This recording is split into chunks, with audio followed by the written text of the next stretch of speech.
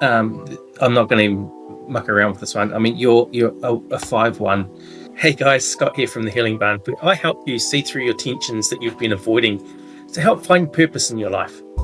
So today I've got Kere. Now, Kere has written in and asked the question, is my path forward into spiritual work clear? Have I learnt what I need to learn to be ready to step into it?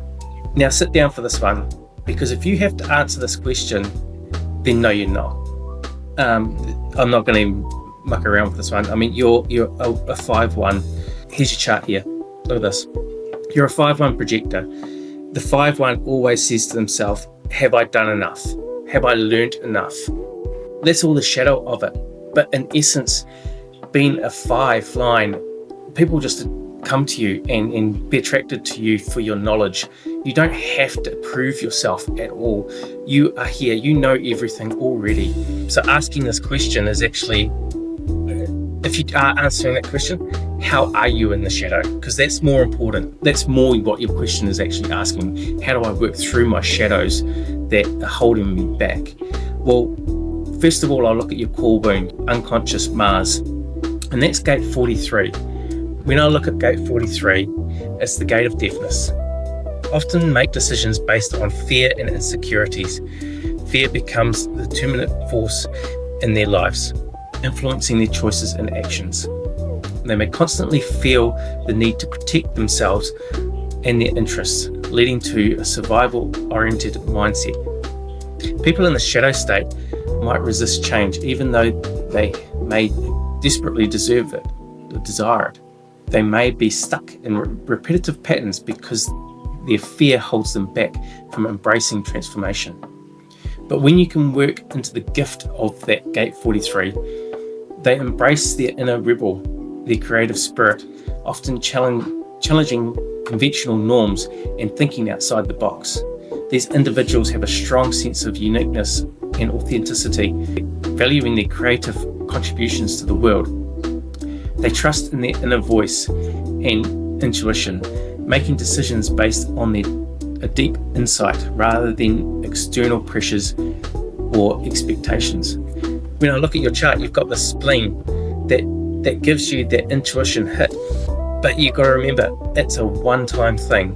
It's just a quick turn left here. That's it. It's not going to repeat itself. It's not going to be loud. It's just going to be this quiet little voice. And you've got to listen to that quiet little voice that says, do this. And trusting that is hard when you've only got that one little thing to go on. But when you fully lean into that, that's when you'll get out of the shadow of your core wound. But remembering to keep voicing what you're thinking and think about it. Actually, just verbalize what you're saying, and then you'll get that intuition hit as well. But it doesn't repeat itself. Now, the other thing to look at here is your life purpose. Your life purpose is gate 61. And when you're in the shadow, they're frequently questioning the reasons behind events and experiences, leading to inner turmoil, struggling to fully engage with or understand present moments due to preoccupation with unanswered questions, experiencing mental fogs and disorganized thoughts, making it challenging to focus or make clear decisions.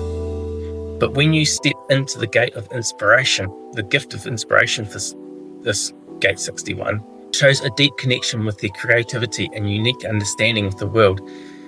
They often find inspiration in facing life's profound questions, leading to transformational insights.